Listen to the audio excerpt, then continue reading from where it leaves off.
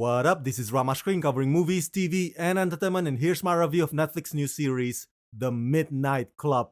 Hey, before you watch my review, please subscribe to my channel, press that like button, ring that bell, so you can get notified whenever I post new videos. Let's rock this! First up, I would like to say thank you to Netflix for granting me the screeners to this entire new show. They've asked me to not spill spoilers, therefore this review is spoiler free. I repeat, there are no spoilers in this video review. Okay, I need to correct myself on one thing. I initially thought that this was a mini-series. Turns out I was wrong. I mean, unlike Mike Flanagan's previous Netflix shows, The Haunting of Hill House, The Haunting of Bly Manor, Midnight Mass, all of which were purposely designed as a limited series, meaning they were not supposed to have continuous seasons beyond what you've already seen. Well, The Midnight Club is actually something more of a regular series. Or at least that's the hope. It all depends on how well received this first season would be, and if Netflix deems it worthy of renewing. Well, after having watched all 10 episodes, I would say that if Netflix decided not to give this a second season, they would make their biggest mistake since canceling The Society. Because The Midnight Club is bloody awesome! How so, you might ask? Well, it's awesome because The Midnight Club is spooky, it's riveting, it's inventive, and most importantly, it's character-driven and deeply emotional. The drama and the mystery are just as compelling as the horror. If Midnight Mass examined the price of having a blind faith and how the perversion of religion affected a community, The Midnight Club examines death and the fear of dying, especially at such a young age, when all the question that keeps circling your head is, why me? It's not fair that I won't get to grow up because of this stupid death sentence. So that is what I truly enjoy about Mike Flanagan's Netflix shows. They are always more than just about scaring you. They're always trying to reach for something more meaningful. And The Midnight Club is quite possibly the most depth and profundity that Mike has ever given us.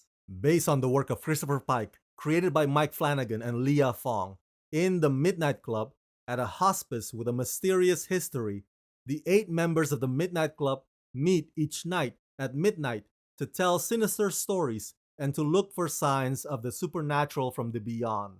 Starring Iman Benson, Igby Regney, Ruth Codd, Anara Simone, Chris Sumter, Zach Gilford, and Heather Langenkamp. Since the review embargo lifts on the same night as this show's premiere, there's really no point in me rambling on needlessly, because you're all gonna be watching the show at the same time that this review drops anyway. But I only got a few things left to say about The Midnight Club, so bear with me. Okay, it really makes sense now why this is a regular series instead of a limited one. Because one of the things that you'll notice on this show, and this can also serve as grounds for criticism, is that there's a lot of loose ends that this show does not tie up, particularly the ones relating to the supernatural aspects of this show. So those don't get fully concluded by the time you reach the 10th episode. Perhaps that's all done on purpose, to test how badly do the audiences want to see more of this show.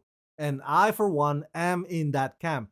The Midnight Club is catered to us fans of anthologies. In a way, it kinda pays homage to Are You Afraid of the Dark? Or Tales from the Crypt, for example. Every episode on The Midnight Club has a story within an overarching story. And all of these small stories are absolutely terrific. They range from bone-chilling to magical to twisted to bizarre. And not only do the actors get to play multiple roles, but the themes in those stories also touch on what they're struggling with in that mansion. So these individual stories are not just interesting and very well told, but they also perfectly illustrate what these kids are feeling and going through. Their conflict, their crushes, their depression, whatever it may be. Yes, it's sprinkled in with a bunch of horror elements, but they always try to say something about them, as opposed to just scary for scary's sake. All of the young actors on this show are so damn talented. They are incredibly effortless at unlocking their characters' core anxiety. The one that leaves the biggest impression on me is Ruth Cott, who plays the amputee Anya. I mean, what a fierce and vulnerable and heartbreaking performance that's easily gonna win fan favorite. I don't want to get into specific details about their terminal illnesses, but Anya is the most tragic of them all, and the conclusion of her story will leave you in tears, I guarantee it.